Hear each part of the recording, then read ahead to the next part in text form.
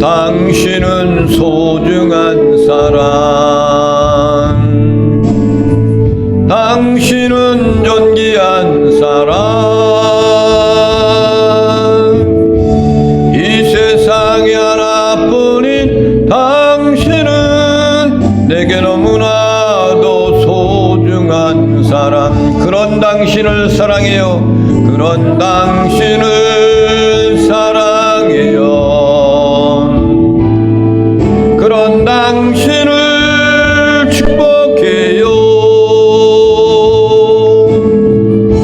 사랑받기에 합당한 당신을 주의 이름으로 축복합니다.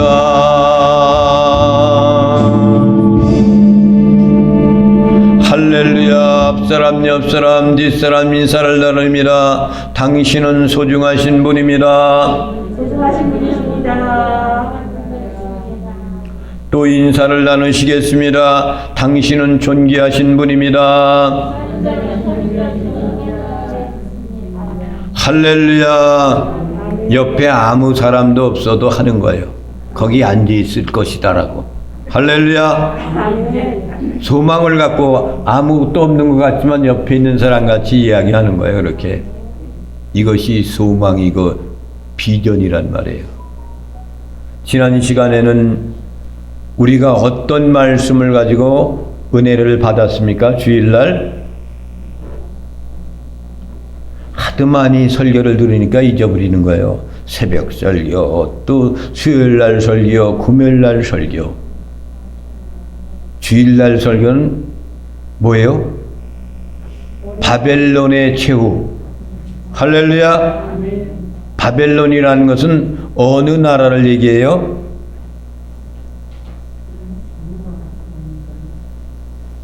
바벨론이라는 것은 그 당시에 강대국이었고 로마라는 나라, 그리고 오늘날에도 이 세속에 음료라는 세속에 물들어서 하나님을 괴롭게 하는 그 무리 가운데 소속되어 있는 그런 무리들을 바벨론이라 이렇게 이야기합니다. 이 바벨론의 최후가 하나님의 멸망으로 끝나지 않습니까?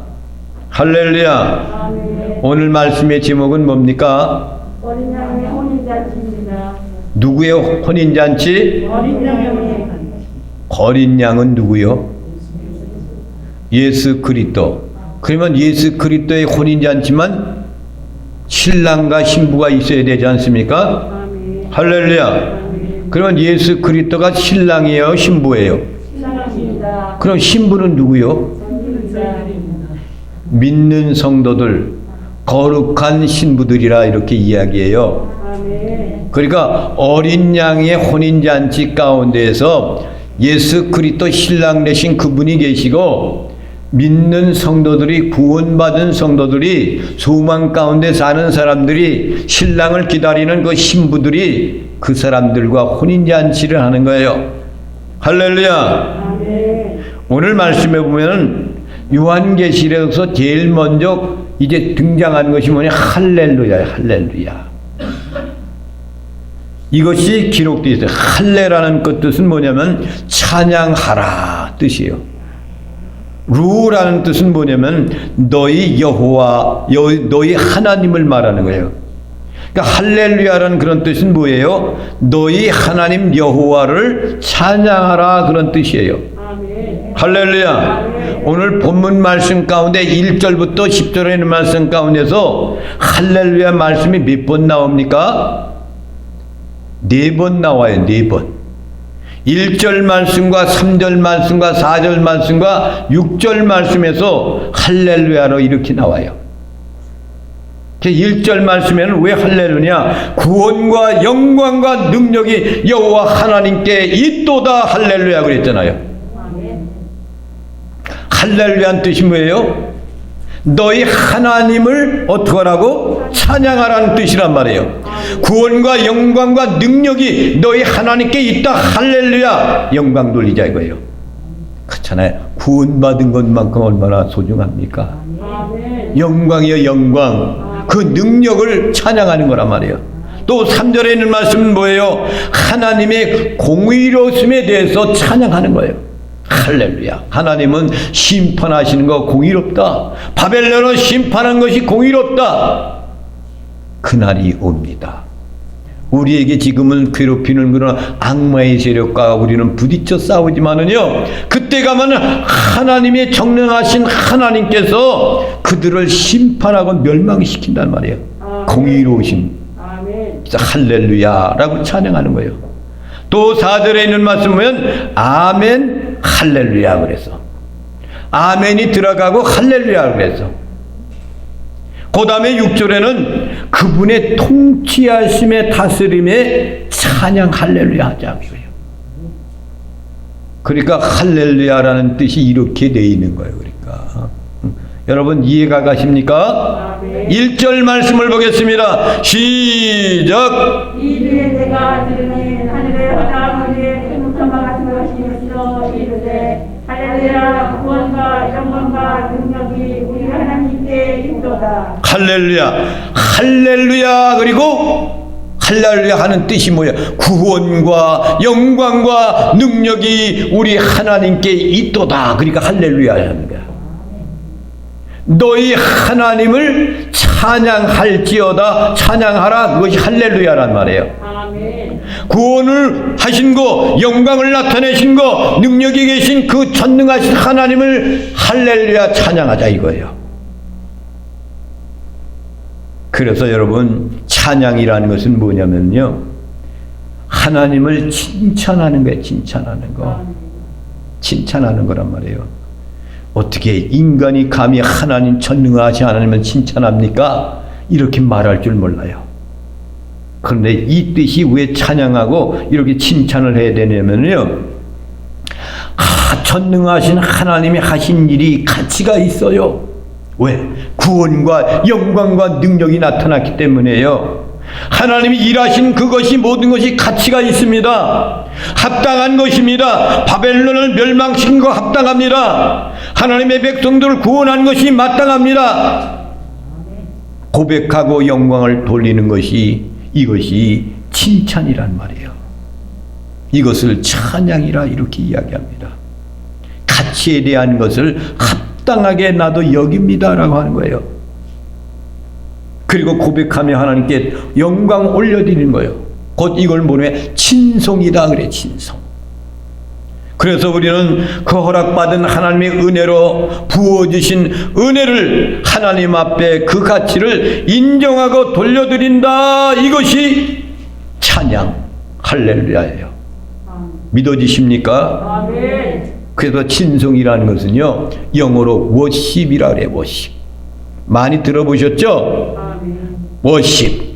이건 무슨 뜻이냐면 예배를 말하는 거예요. 예배. 여러분 지금 뭐 하는 시간이에요? 예배를 드리는 시간이란 말이에요. 아멘. 그러니까 예배라는 것은 하나님의 가치에 대한 것을 돌려드리는 거예요. 영광 돌리는 거예요. 그것이 예배란 말이에요. 그래서 구원과 영광과 능력이 우리 하나님께 있도다. 하나님께 가치를 올려드리는 거야. 그것이 1절의 말씀이 말이죠. 2절과 3절의 말씀을 보겠습니다. 시작. 그의 심판은 참되고 의로운지라 우면으로 땅을 더럽게 한 큰 음녀를 심판하다. 자기 종류의 길을 그 음녀의 중에 갚으셨도다 하고, 두 번째로 할렐루야 하니 그 연기가 세세토록 올라가더라. 할렐루야. 이 말씀을 읽을 때 여러분들이 감격스럽게 읽어야 되지 않습니까? 보세요.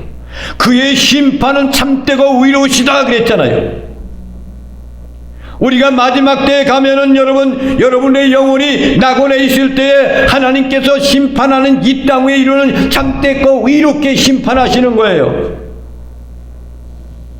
음행으로 땅을 더럽게 한 그 큰 음녀를 심판했다 그래서, 그게 뭐예요? 사단 마귀 새끼들, 귀신의 새끼들, 이걸 심판하는 거예요.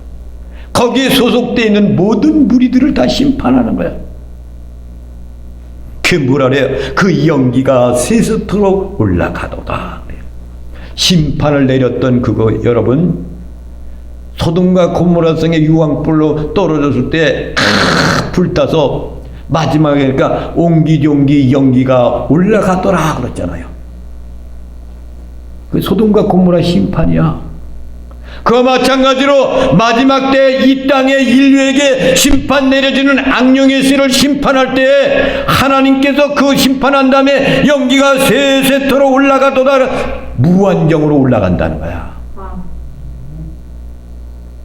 이 말씀을 읽을 때 감격스럽게 읽어야지, 그죠? 그 심판은 참되고 의로우시도다. 아침도 못 먹고 왔는지 밤새도록 졸다 왔는지 힘있게 좀 외쳐봐야 될 거 아닙니까? 강력스러운 말씀인데 다시 한번 읽어보겠습니다. 지나갔으니 그만둬야지. 이사야서 34장 10절을 한번 힘차게 읽어봐. 똑같은 말씀이니까 시작. 낮에나 밤에나 꺼지지 아니하고 그 연기가 끊임없이 떡을 것이며 세세의 황무하여 길로 지나다가 영영이 없겠고. 할렐루야. 조금 나은 것 같아. 그런데 여러분 감격스러울 때 여러분의 그 음성의 톤이 어떻게 돼요? 한 옥타브 올라가잖아. 있잖아요. 야, 누구 왔구나. 아이고, 내 새끼 왔네. 우리 손자 새끼 아이고 예뻐. 그런단 말이야. 근데 왜? 이런 말씀이 우린 감격스러우지 않습니까? 여러분들이 구원받고 이 땅에 내리는 심판에 대한 것을 그때 그것을 우리가 영혼적으로 낙원에 있다면 살아있다면 볼 건데 하나님의 공의로운 심판은 바벨론이 멸망당할 것이라는 거예요. 바벨론 뭐요? 사단의 권세에 조종받는 모든 것을 멸망당하는 거예요. 믿어지십니까? 아멘. 말씀이 그러니까 우린 믿어지는 거예요. 아멘. 4절 5절 말씀을 보겠습니다. 시작. 또 이사 장로와 내 생물이 엎드려 보좌에 앉으신 하나님께 경배하여 이르되 아멘 할렐루야 하니 보좌에서 음성이 나서 이르시되 하나님의 종들 곧 그를 경외하는 너희들아 작은 자나 큰 자나 다 우리 하나님께 찬송하라 하더라. 할렐루야. 보좌에서 음성이 났다 그랬어요. 이것이 하나님의 음성이 아니에요. 이 음성은 하나님의 명령을 수행하는 하나님의 천사를 말하는 거예요. 하나님께서 그들에게 지시하였던 그 음성, 하나님의 심판이 진실하고 공의로우심을 강조하는 거예요. 하나님의 구원하심에 대한 찬양의 화답이 할렐루야라고 찬양하는 거예요. 시편 113편 1절 말씀을 보겠습니다. 다 함께 시작. 할렐루야 여호와의 종들아 찬양하라 여호와의 이름을 찬양하라. 다시 한번 시작. 할렐루야 여호와의 종들아 찬양하라 여호와의 이름을 찬양하라. 할렐루야 뜻이 시편 113편 1절에 나와 있잖아요. 할렐루야 여호와의 종들아 찬양하라 여호와의 이름을 찬양하라 그러잖아요. 우리는 할렐루야 부르면은 하나님께 찬양 영광 돌리는 거야. 할렐루야. 요한계시록 19장 4절 말씀을 보겠습니다. 시작. 19장 4절 시작. 또 이시다 장로와 내 생명들여 보좌에 앉으신 하나님께 경배하여 이르되 아멘 할렐루야 하니. 자, 이것이 하나님의 천사들이 보좌에 앉으신 하나님께 경배하면서 뭐라고 그랬어요? 거기에서 3절에 있는 말씀을 그렇게 하고 했을 때 이들이 엎드려 보좌 앞에 앉아 경배할 때 아멘 할렐루야 하니 그랬어요. 아멘. 할렐루야라는 그 단연 앞에 붙어있는 수식어가 있어요. 그게 뭐예요? 할렐루야 전에 아멘이라고 그랬잖아. 아멘. 아멘이란 뜻이 뭐예요? 아멘이란 뜻이 그렇습니다. 동의합니다. 맞습니다. 당신의 고백한 것처럼 하나님께 하신 일이 될 줄 내가 믿습니다. 할렐루야. 아멘. 그렇게 한 것을 내가 공유하고 있다 이거예요. 나도 그렇게 믿고 있다 이거예요. 그래서 대중 기도할 때도 끝나면 아멘 해야 돼요. 할렐루야. 아멘. 아멘 안 하면 헛겁니다. 헛거. 다른 사람들은 아멘 하는데 진정 여기서 예수 그리스도 이름으로 기도 올려옵나이다 하고 나서 나는 아멘을 안 해. 대중들은 아멘 하는데 자기는 기도드린 거 자기가 한 그 기도가 그 곳에 올라가지 않고 여기에 있는 아멘 하는 사람들만 그대로 이루어진다는 거예요. 나는 헛된 기도를 드렸다 이거예요. 명심하시기 바랍니다. 아멘. 그리고 여기서 하나님의 말씀을 증거하는 하나님의 종들이 하나님께 이 말씀을 선포하고 증거할 때 하나님께서 파송한 하나님의 종이로구나 그 말씀이 참되고 옳다고 여겨졌을 때 아멘하고 화답하는 거예요. 아멘. 그러면 그 말씀이 선포된 그 말씀이 여러분들에게 이루어진다는 거예요. 여러분. 아멘. 그러니까 아멘하는 거예요. 아멘이 풍성하시길 바랍니다. 아멘. 눈이 열려지시길 바랍니다. 아멘. 영안의 눈이 열리기 바랍니다. 에데바의 역사가 일어나기를 원합니다. 아멘. 6절 말씀을 보겠습니다. 시작. 또 내가 들으니 바다 물의 성과도 같고 많은 소리와도 같고 큰 랫소리와 같은 소리로 있는데 할렐루야 주 우리 하나님 곧 전능하신 이가 통치하시도다. 할렐루야. 보세요. 또 내가 들으니 그랬어. 누가 들었어? 사도 요한이가 들었단 말이에요. 지금 누가 이거 기록한 거예요? 사도 요한이가 밤모섬에 유배됐을 때 하나님께서 그 놀란 광경을 그에게 보여주며 그 천사를 통해 가지고 그 말씀을 그들이 그에게 말씀을 전하는 것을 들었어. 지금 들었다 이거예요. 허다한 무리의 음성과도 같고 들었는데 허다한 무리들의 음성과도 같았다 이거예요. 맑은 물소리와도 같아. 잘잘잘잘잘 흐르는 물소리로 같고 큰 우려소리 같은 소리가 이르되 할렐루야. 그 소리가 무슨 소리예요? 할렐루야 주 우리 하나님 곧 전능하신 이가 통치하시도다 이거예요. 심판이 끝난 다음에 누가 통치하고 있어요? 누가 통치하는 거예요? 전능하신 주 여호와 하나님이 통치하시도다 그랬어. 그러니까 할렐루야야.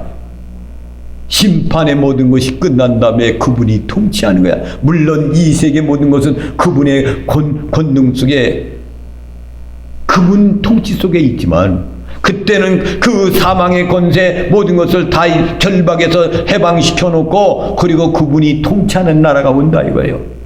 할렐루야. 네. 7절부터 10절에 있는 말씀을 보겠습니다. 시작. 우리가 즐거워하고 크게 기뻐하며 그에게 영광을 돌리세. 어린 양의 혼인 기약이 이르렀고 그의 아내가 자신을 준비하였으므로 그에게 빛나고 깨끗한 세마포 옷으로 허락하셨으니 이 세마포 옷은 성도들의 오른 행실이로다 하더라. 천사가 내게 말하기를 기록하라. 어린 양의 혼인잔치에 성함을 받은 자들은 복이 있도다 하고 또 내게 말하되 이것은 하나님의 천연신 말씀이라 하기로 계속해서 이게 되어 경배하니 그가 나에게 말하기를 나는 너와 네 예수의 증언을 받은 네 형제들과 같이 된 종이니 사람과 그리하지 말고 오직 하나님께 경배하라. 예수의 증언은 예언의 영이라 하더라. 할렐루야. 아멘. 심판의 역사가 일어나죠. 그런 다음에 하나님의 통치가 이루어진다. 할렐루야. 영광 돌리면 나서 그 다음에 뭐가 이루어지는 거예요? 신랑 신부 혼인 기약이 가까워서 혼인잔치가 이루어진다는 거예요. 그런데 이 말씀 보면은 혼인이 이루어지지 않는 그런 여인을 신부라고 그래요? 아내라고 그래요? 응? 혼인하고 거지 않고 지금 신랑하고 신부가 있는데 그런데 지금 그 여인을 신부라고 그래요? 아내라고 그래? 신부가 맞는데 오늘 말씀은 뭐예요? 아내로 나왔어. 아내로 나왔어. 그러면은 이건 말이요. 유대인의 결혼 혼인 기약의 혼인식에 대한 결혼식에 대한 것을 우리가 알아야 돼요. 무슨 말씀인지 이해가 가시죠? 이스라엘 민족 유대인들의 결혼의 혼인의 그것을 우리가 알아야 돼요. 유대인들은 어떻게 되면 13살부터 18세 사이에 그들은 결혼식을 합니다. 옛날에 우리나라도 어렸을 때 결혼식 했잖아요. 근데 지금 유대인들은 13살부터 18세에서부터 그 안에는 결혼식을 해. 우리 아들은 39살인데 어때도 결혼을 안 하고 있어. 그거 위배되는 거예요. 위배되는 거예요. 그런데 어떻게 이들이 만나냐면요, 유대인의 절기가 있는데 7대 절기가 있어요. 그 명절날이야. 명절날은 유대인들은 어떻게 해요? 그 절기를 지키기 위해서 가족끼리 모두가 한 곳으로 모아. 예루살렘 성전, 그때는 예루살렘 성전이잖아요. 지금 그곳으로 다 모이는 거야. 모이면은 각 가정마다 사람들이 많잖아요. 그래, 안 그래요? 수없이 많이 있다면 절기를 지킬 때, 요즘 이스라엘 민족 때 무슨 독립일인지 무슨 그 기념일이 지났더라고요. 보니까 매스컴에 보니까 말이에요, 수많은 사람들이 마스크도 다 집어치고 말이에요, 그냥 국기 흔들면서 그냥 절기를 지키고 있습니다. 그들은 코로나 그 백신을 다 일찌감치 다 맞았어. 다 맞아가지고 제일 좋은 백신을 맞았어. 그러니까 마스크도 집어 던지고 그냥 독립일을 지키고 코로나가 뭐가 없다 지키는 거예요. 이런 명절을 지킬 때 모든 각가지 남녀노소 13세, 18세 처녀들, 총각들이 같이 만나잖아요. 그러면 눈빛으로 서로 이렇게 통하는 거야. 그러면 그들이 만나가지고 야, 우리 결혼할까? 이렇게 되는 거예요. 무슨 말인지 이해가 되시죠? 그러면은 이 남자 신랑 될 이 남자가 먼저 그 아가씨한테 이야기를 하면서 같이 이루어지면은 남자가 여인한테 이야기를 하기를 하면 내가 당신네 집에 갈까? 신부네 집에 가서 아버지를 만날까? 이렇게 하면 좋아, 와, 그렇게 돼 있는 거야. 그러면은 이 남자는 어떻게 되면은 자기 친척에 있는 가까운 사람 증인 한 사람을 세워요. 그래가지고 이 변호사격으로 친척 중에 한 사람을 대동하여서 신랑과 함께 신부집으로 가는 거야. 근데 갈 때 그냥 가는 게 아닙니다. 3가지 물건을 가지고 가요. 3가지 물건. 중요합니다. 이것을 봐야 돼. 하나는 뭐야? 서약서. 서약서가 있어, 서약서. 나는 주의 이름으로 이 여인하고 영원히 팥뿌리가 되도록 변하지 않겠습니다라는 그런 서약서든 서약서가 있어. 또 두 번째는 뭐냐? 포도주 한 잔을 담은 가죽 부대가 있어. 포도주가 꼭 가야 돼. 또 3번째는 뭐예요? 신부를 데려올 때 그 가정에 줄 그런 은과 금을 주고 와야 돼. 여러분, 남자든 돈 벌어야 돼요. 그래서 그냥 거저가는 거야, 그냥. 그러고 나서 신부집에 이렇게 대동해서 가면은 신부 아버지한테 가서 딱 쓰면은 뭐라 그러면은 나는 어느 가정에 있고 누구의 아들이고 나는 무엇을 하고 있다는 것을 이야기해요. 그러면은 3가지를 이 신부 아버지는 그 신랑한테 물어봐요. 뭐냐? 지적인 문제. 이놈은 정말로 머리가 괜찮은가? 학식도 괜찮은가? 이걸 먼저 뭐야? 정적인 문제. 감정이 있는가 없는가? 이런 것들을 이제 보는 거야. 그 다음에 3번째는 의지적인 문제, 의지적인 것. 어떠한 고난과 역경이 와도 인내하고 극복할 수 있는가? 이걸 물어보는 거예요. 여러분, 인내가 있습니까? 인내가 얼마나 중요한지 몰라. 인내가 있어야 됩니다. 참아야 돼요. 끝까지 참아야 돼. 살인을 할 때도 인내하고 참으면 살인 안 한다리잖아요. 의지력을 다 물어봐요. 우리 딸 아이가 이놈한테 결혼해서 가면 맡겨도 굶기지 않을 건가? 험한 일이 있어도 이에게 험한 일 시키지 않을 건가? 이렇게 질문이 끝나면 신부 아버지가 어느 정도 마음에 차면은 딸한테 물어봐요. 내가 네게 이 결혼을 허락해 주기를 원하느냐? 라고 딸한테 물으면 딸이 이미 마음에 들었으니까 네 하겠죠. 네. 하면 이때부터 신부의 몸값이 흥정이 이루어지는 거야. 유대인의 결혼식은 3번 합니다. 예비 신랑은 가지고 온 첫 번째 결혼 서약서를 읽어요. 다 읽어냅니다. 이 서약을 들은 신부는 이 청혼을 받아들이는 거예요. 약속의 증표로 신랑이 가지고 온 포도주 한 컵을 신부에게 줍니다. 이 컵에다가 주는 거예요. 신부는 반잔 정도 마셔요. 반잔을 남겨놓는 거야. 나머지 반잔은 어떻게 하는지 아세요? 뭐에 쓸 것 같아요? 계약서 쓴 거에다가 몇 방울 떨어뜨리는 거야. 여러분, 포도주는 뭘 상징해요? 피를 상징하잖아. 이것은 내 언약의 피니라 그랬잖아요. 그러니까 결혼식이 이렇게 성경적으로 이루어지는 거야. 계약서 몇 방울 떨어뜨리고, 계약서 사실은 피로 맺어진 계약이기 때문에 이게 그것을 떨어뜨리고 나서 신부가 반잔을 먹고 나서 몇 잔을 떨어뜨리면서 이것이 이루어지는데, 죽음이 두 사람이 온다 그때 나눈다 할지라도 우리는 평생토록 변개되지 않겠다는 가르침의 역사를 증명하는 것이, 그것이 그 피값으로 주는 것입니다. 죽음 외에는 이 언약은 아무도 변개하지 않는다. 이것을 가르쳐주는 거예요. 여러분, 반잔을 마시고 몇 방울 떨어뜨렸잖아요. 떨어진 거 반잔 남아있죠? 신부가 반잔을 먹었죠? 몇 방울 떨어지고 남아있는 그것을 누가 마셔요? 신랑이 마시는 거야, 신랑이. 그 다음에 정해진 값이 은금을 신부 아버지한테 주는 거예요. 이것이 첫 번째 단계인 정혼 단계가 이루어지는 겁니다. 이 정혼은 실질적인 부부로 법적인 부부가 되는 거예요. 여러분, 요셉과 마리아가 정혼한 사이라고 그랬죠? 그 사이에 성령으로 마리아한테 잉태돼가지고 예수님이 탄생했잖아요. 그 요셉이 이 여인이 부정하다 해가지고 조용히 끊으려 했다 그랬잖아요. 정혼한 상태 속에서. 그런데 하나님께서 요셉한테 천사를 통해 음성을 들려줘서 그 여인을 데려오너라. 그래서 같이 결혼했단 말이에요.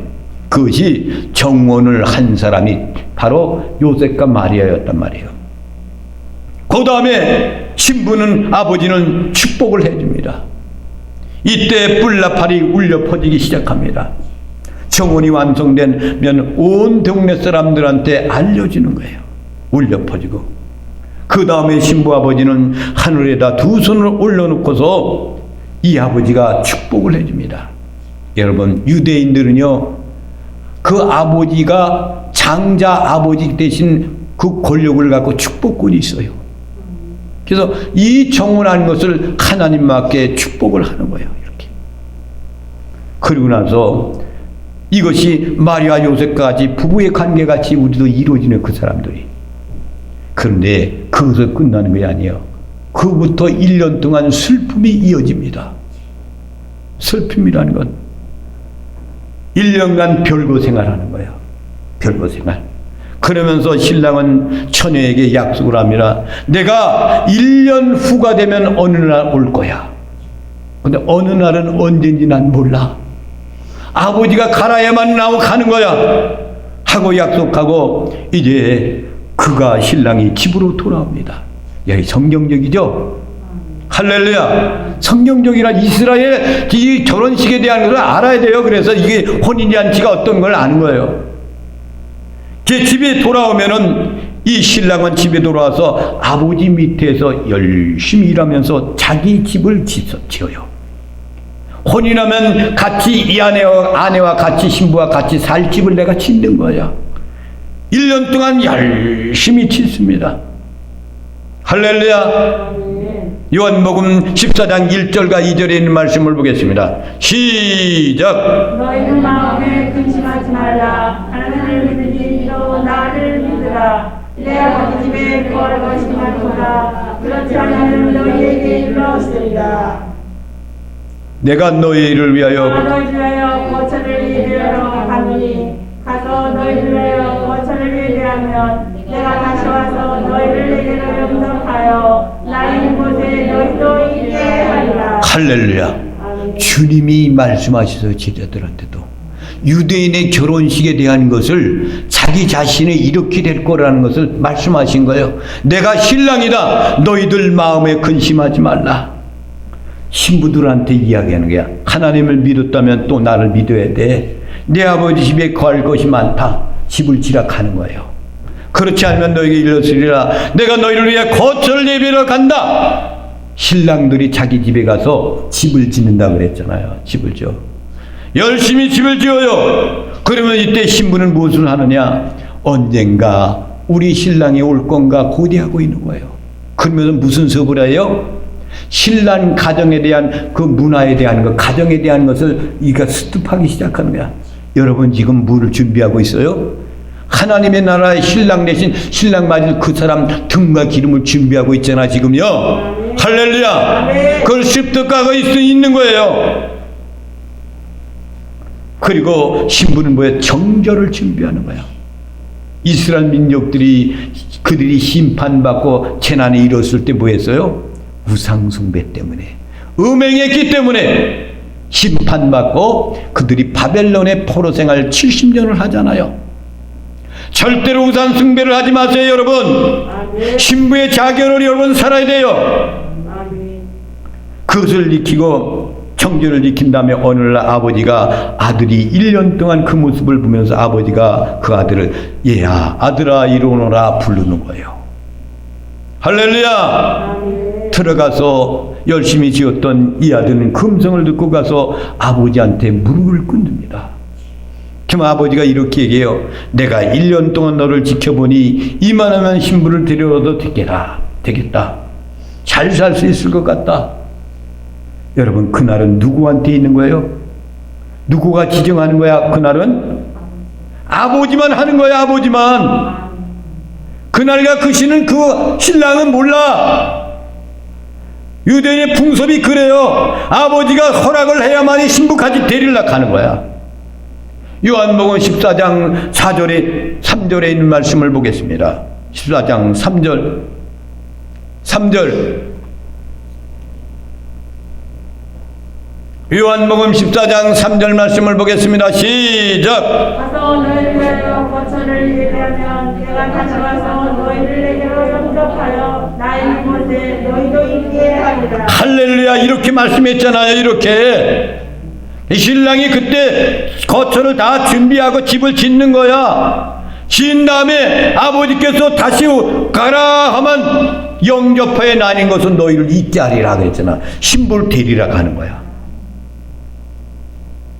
그래서 신랑이 신부 데리러 동네 오기 가면은 동네 사람들 누구네 집에 신랑이 왔대 퍼져지기 시작하는 거야. 그러면 거기서 한바탕 잔치가 벌어지기 시작합니다. 그리고 신부를 데리고 자기 집으로 오는 거예요. 자기 집에 오면은 신랑은 신부의 얼굴을 아직 보여주지 않습니다. 세상한테 보여주지 않아요. 드디어 이때 첫날 밤을 지내게 됩니다. 첫날 밤 신방에 들어간 신부는 두 번째 결혼식 서약을 하게 돼요. 그리고 계약서, 미래에 대한 구체적인 삶의 계약서를 탁 이렇게 기록하는 것을 다 적혀 있는 것을 보게 됩니다. 거기에다가 신부가 사인을 하는 거예요. 나는 당신의 이 서약서대로 살 것이고 이렇게 될 겁니다. 그것이 중요한 징표입니다. 신랑이 물건은 그 신부에게 모든 것을 다 줘요. 이것이 사랑의 징표야. 보배로 여러분 결혼식 할 때 여러분 신랑이 신부한테 선물 많이 하잖아. 반지도 주고 목걸이 주고 말이야 귀걸이 주고 그러잖아요. 그 주는 거야. 이렇게 준단 말이야. 그리고 두 번째 기약을 신부한테 넘겨주는 거예요.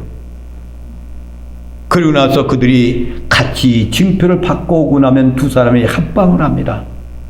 그런데 날이 밝아옵니다.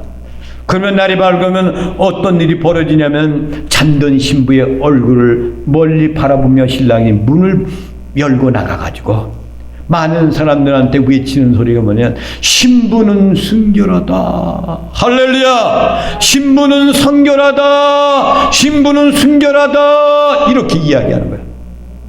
음행하지 마시기 바랍니다. 음행하지 않았다 이거야. 음행이 뭐예요? 우상숭배.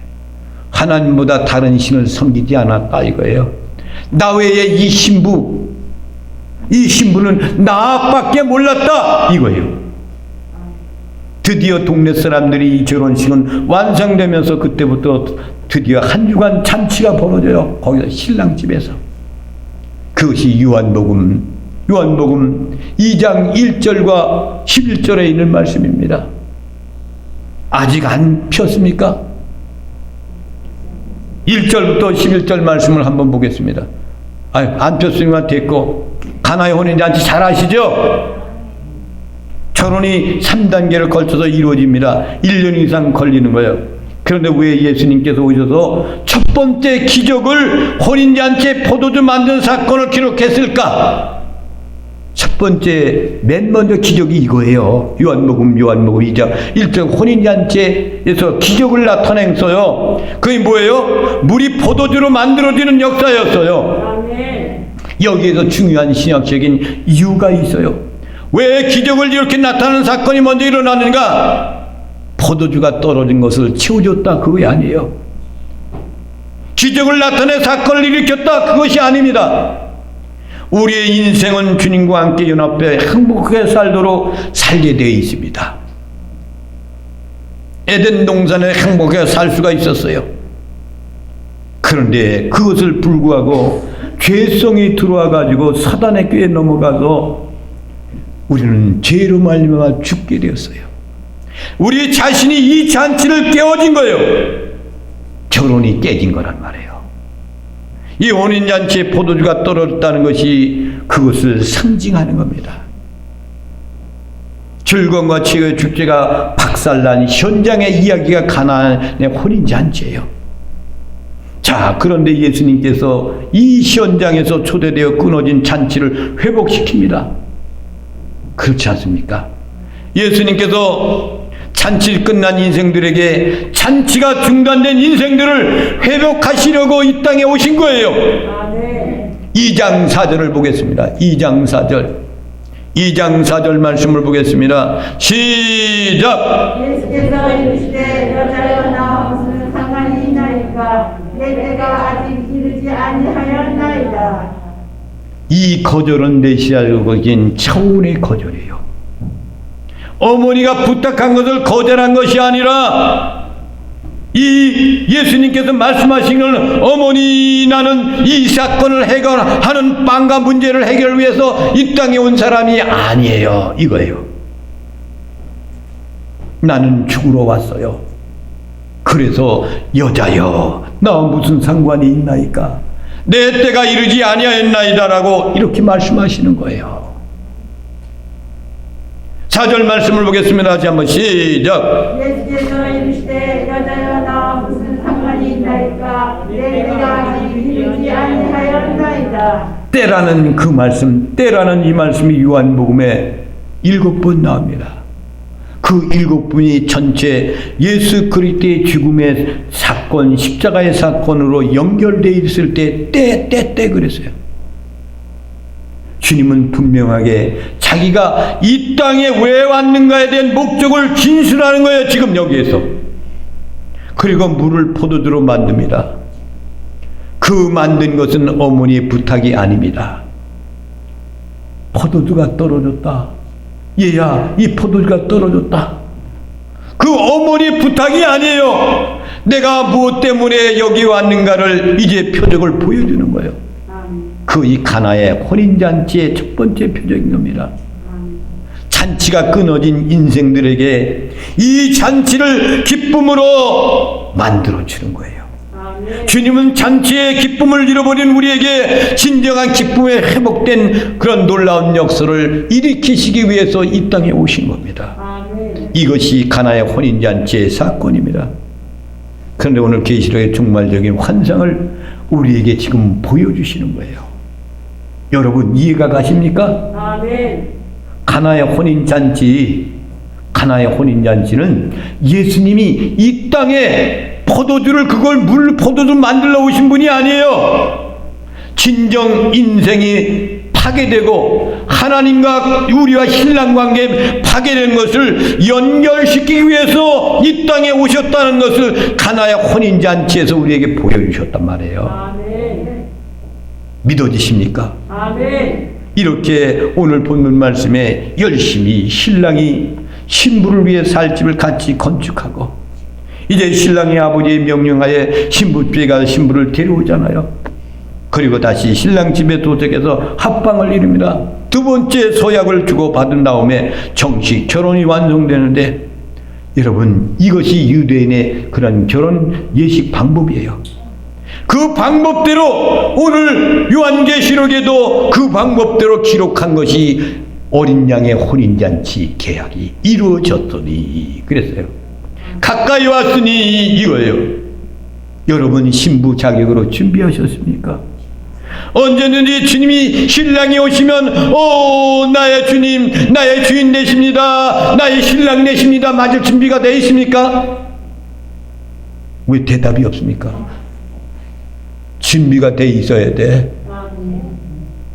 준비가 안 돼 있는 사람은 좀 더디 오세요. 좀 더디 오세요. 또 어떤 사람은 어떻게 얘기하냐니까 아유 오지 마세요. 오지 말았으면 좋겠어요. 이런 사람들이 얼마나 많은지 모릅니다. 옳은 행실이라는 것은 뭐예요? 세마포 옳은 행실, 거룩한 순결된 모습으로 그것이 신랑이 내 신부는 순결하다 성결했다 이렇게 외치는 것이 내가 이렇게 돼 있어야 되는 거예요. 그것은 온전히 예수님의 포도주 떨어뜨렸다 그랬잖아요. 서역서에 계약하고 몇 방을 떨어뜨리고 신부가 먼저 먹고 남은 것은 신랑이 마셨다. 약속 계약이요. 이건 예수님의 보혈의 능력으로만 우리가 정결하게 될 수가 있는 거예요. 아멘. 인간의 힘으로는 절대로 할 수가 없습니다. 그래서 사랑하시는 성도 여러분, 우리는 신부 수업을 잘 해야 돼요. 신부 수업. 아무렇게만 이 세상 사는 것이 아니에요. 거룩한 신부에 준비하고 지금은 있어야 될 때예요. 주님이 내가 속히 오리라고 말씀했잖아요. 8절 말씀을 보겠습니다. 시작. 그에게 빛나고 깨끗한 세마포 옷을 입도록 허락하셨으니 이 세마포 옷은 성도들의 옳은 행실이로다 하더라. 할렐루야. 거룩한 뜻으로 예수님의 보혈의 피로 정결된 그 모습으로 빛나고 깨끗한 세마포, 깨끗한 세마포, 예수님의 보혈로 정결된 그 세마포, 내 자신이 정결된 그 모습, 언제든지 주님이 내 신부는 거룩하고 순결한 그런 신부라고 외칠 수 있는 사람, 이 사람이 바로 거룩한 신부입니다. 9절 말씀을 보겠습니다. 시작. 천사가 내게 말하기를 기록하라. 어린 양의 혼인잔치에 청함을 받은 자들은 복이 있도다 하고 또 내게 말하되 이것은 하나님의 천대신 말씀이라. 할렐루야. 청함을 받은 자, 우리는 청함을 받은 사람들이야. 아멘. 거룩한 신부는 청함을 받은 사람들이야. 아멘. 여러분, 구속의 은혜를 꼭 잊지 말고 끝까지 승리해야 됩니다. 10절 말씀을 보겠습니다. 시작. 내가 그 말하고 그에게 경배하나니 그가 나에게 말하기를 나는 너희 예수의 증언을 받았는데 형제들과 같이 된 중이니 삼가 분별하지 말고 오직 하나님께 경배하라. 예수의 증언은 예언의 영이라 하더라. 할렐루야. 하나님의 명령을 받고 온 천사가 이렇게 모든 것을 이루고 나에게 말씀하신 그 말씀을 들었던 이 사도 요한이가 그분이 전능하신 하나님이 알고 거기다가 무릎을 꿇고 경배하니까 하지 마라 나도 이와 같이 너와 같은 똑같은 종이다. 예수님의 증거는 예언의 영이라고 말씀하시잖아요. 아멘. 여러분, 혼인기약이 가까웠어요. 우리는 청함을 받은 사람 거룩한 신부들이에요. 마지막까지 청함을 받은 사람 거룩한 신부의 모습으로 다 붙잡고 주여 어서 오시옵소서 라고 끝까지 승리하는 나와 여러분이 되시기를 주님의 이름으로 축원을 드립니다. 아멘. 아멘.